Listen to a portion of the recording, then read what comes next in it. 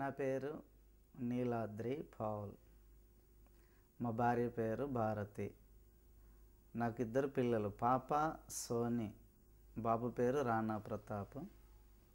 నేను దేవుని నమ్మకం ముందు విగ్రహారాధన బాగా చేసేవాడిని. ఇలా అనేక రకాల అలవాట్లు ఉన్నవాడిని.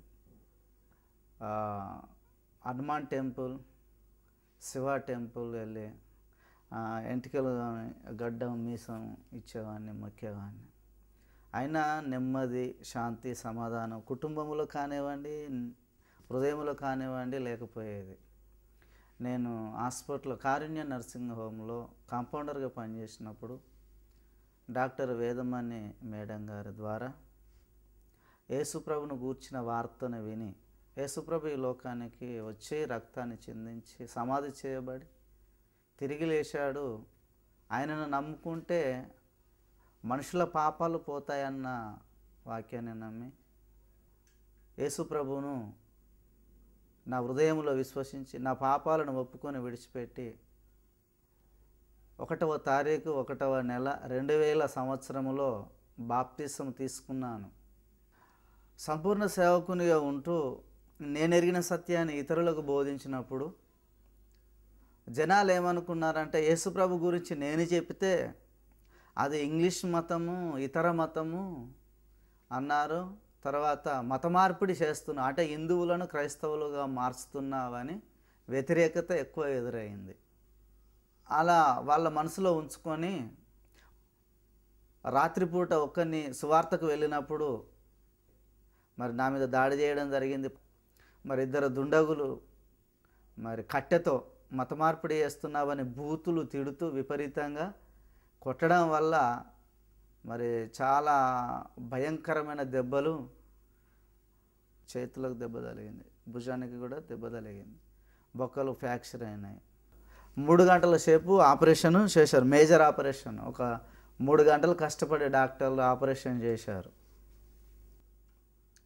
నాకు దెబ్బలు జరిగినప్పుడు నేను అనుకున్నాను, నాకున్న మెడికల్ పరిజ్ఞానాన్ని బట్టి కిడ్నీలు పగిలిపోవచ్చు, కడుపు ఉబ్బింది, ఇంకా నేను బతకను అన్న ఆలోచనలకు వెళ్ళిపోయాను. కానీ ఏమైనా కానీ దేవుడు నన్ను బ్రతికిస్తే నేను ఆ దేవుని పరిచర్యలోనే నా ప్రాణం పోయేంత వరకు ఉంటాలని నాలో ప్రార్థన చేసుకున్నాను.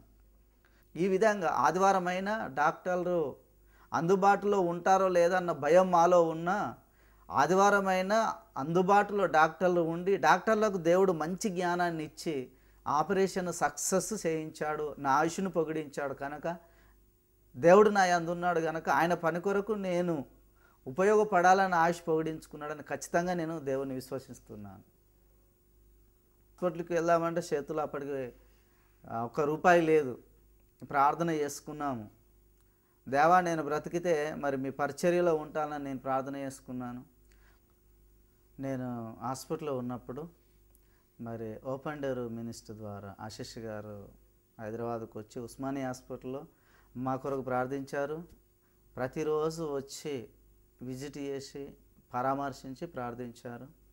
అలాగే తినడానికి మరి భోజనం ఖర్చులు, ఆ నెల మరి బియ్యము, ఉప్పు, పప్పు, నూనెలు సహాయం చేశారు.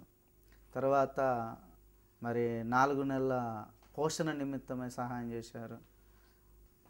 దేవుని కృపను బట్టి మెడికల్ ఖర్చులు కూడా మరి సహాయం చేశారు. చాలా మంచి సంస్థ, నాలాంటి పేద సేవకునికి కావలసిన సంస్థ, ప్రార్థన పూర్వకంగా నడిచే సంస్థ, నమ్మకంగా నడిచే సంస్థ నేను నమ్ముచున్నాను. నాలాంటి సేవకులు ఇంకెంతోమంది ఉన్నారు, వారికి కూడా మరి ఇలాంటి సంస్థ బలంగా అవసరమని విశ్వసిస్తున్నాను. మరి పేద సేవకుల కొరకే కాదు, సంపూర్ణ సేవకులందరి కొరకు ప్రార్థన చేయాలని అందరికీ విజ్ఞప్తి చేస్తున్నాను.